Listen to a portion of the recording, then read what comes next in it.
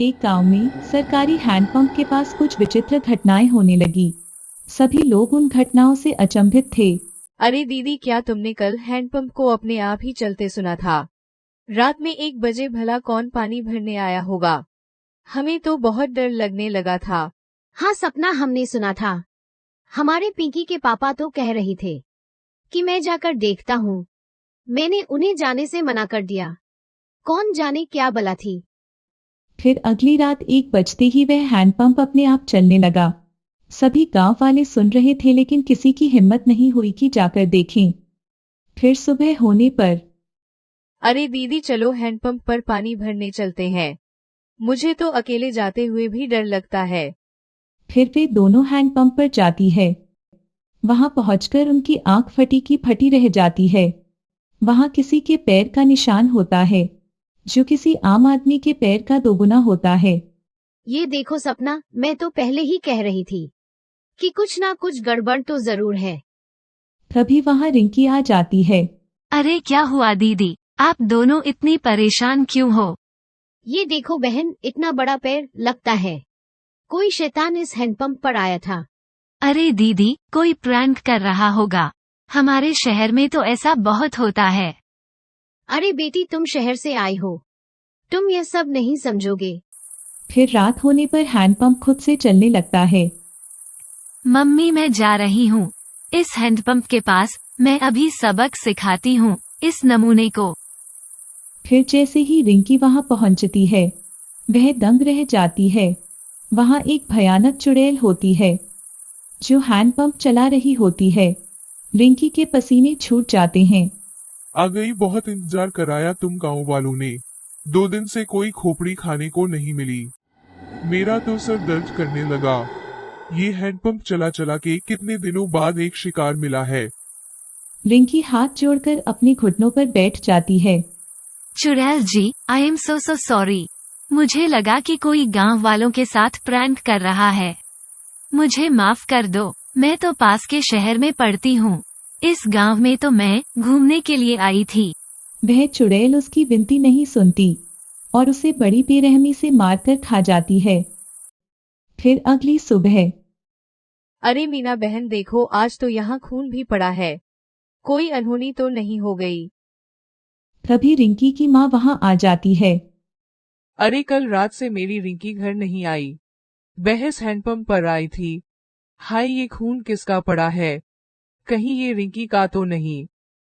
अरे अम्मा, हमने तो उससे कल ही कहा था कि इतना लेक्चर मत झाड़ो। लगता है उसके साथ कोई अनहोनी हो गई है। फिर थोड़ी दूर जाने पर एक घर के पीछे उन्हें रिंकी की सरकटी लाश मिलती है। यह बात पूरे गांव में आग की तरह फैल जाती है। सभी गांव वाले फैसला करते हैं कि आज से इस खूनी हैंडपंप पर कोई नहीं जाएगा। फिर रात होने पर वह चुड़ैल आती है और हैंडपंप चलाती है लेकिन कोई भी गांव वाला बाहर नहीं आता है। लगता है गांव वाले चालाक बन रहे हैं। इनको किसी और तरकीब से बुलाना होगा, नहीं तो मैं भूखी मर जाऊंगी। लेकिन अब मैं क्या करूं? अब मुझे कुछ और ही करना होगा। फिर चुड़ैल रिंकी के घर के आगे जाती है और रिंकी की आवाज में उसकी माँ को बुलाती है। मम्मी मम्मी, दरवाजा खोलो मम्मी। रिंकी की आवाज सुनकर उसकी माँ दरवाजा खोलती है।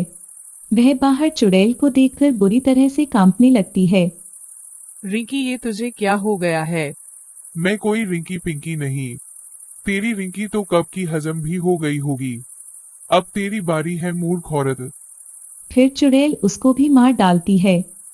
फिर सुबह होने पर रिंकी की माँ की लाश देखकर पूरे गांव में हाहाकार मच जाता है। किसी को समझ में नहीं आता कि यह कौन कर रहा है।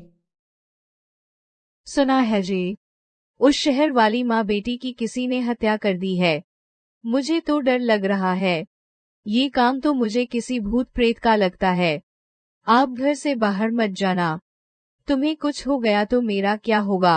अरे हमको कुछ ना होई, हम जा रहे हैं उस हैंडपंप के पास सीसीटीवी कैमरा लगाने, ताकि देख सके कि यह कौन कर रहा है।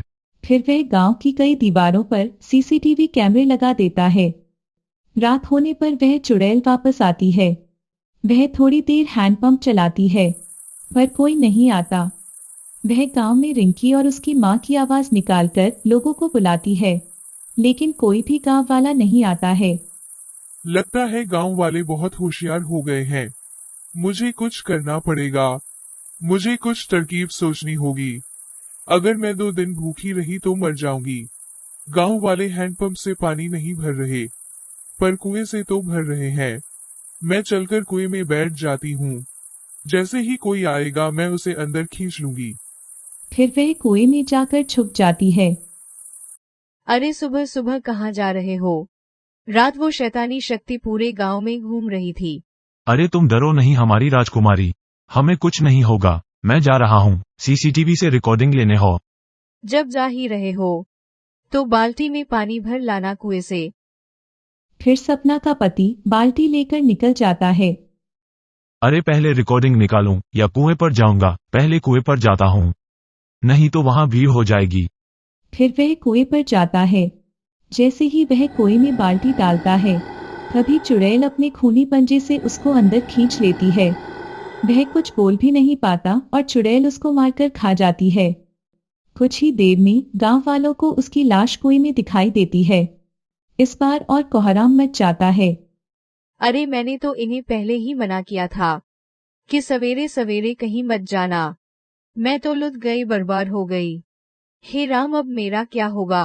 पर तुम्हारा पति यहाँ करने क्या आया था? फिर रानी ने बताया कि उसके पति ने गांव में सीसीटीवी कैमरे लगाए थे, जिसने यह पता चल सके कि यह माजरा क्या है। फिर वह सभी गांव वाले सीसीटीवी से रिकॉर्डिंग निकालते हैं। वह रिकॉर्डिंग को टीवी पर चलाते हैं, जिससे चुड़ैल का सच गांव वालों के सामने आ जाता है। वे यह भी सुन लेते हैं कि चुड़ैल 3 दिन तक भूखी रही तो वह खुद ही मर जाएगी। गांव वालों, हमारे सामने एक बहुत बड़ा खतरा है, लेकिन इससे बचने के लिए हमें सिर्फ 3 दिन तक अपने घरों में रहना होगा, नहीं तो यह चुड़ैल कई लोगों को अपना शिकार बना लेगी। मैं गांव में 3 दिन तक कर्फ्यू का ऐलान करता हूँ। और कर्फ्यू होने के बाद चुड़ैल 3 दिन तक गांव में अपना शिकार पकड़ने के लिए आई। उसने कई तरकीब लगाई, पर कोई अपने घर से बाहर नहीं आया और वह चुड़ैल भूख के मारे मर गई।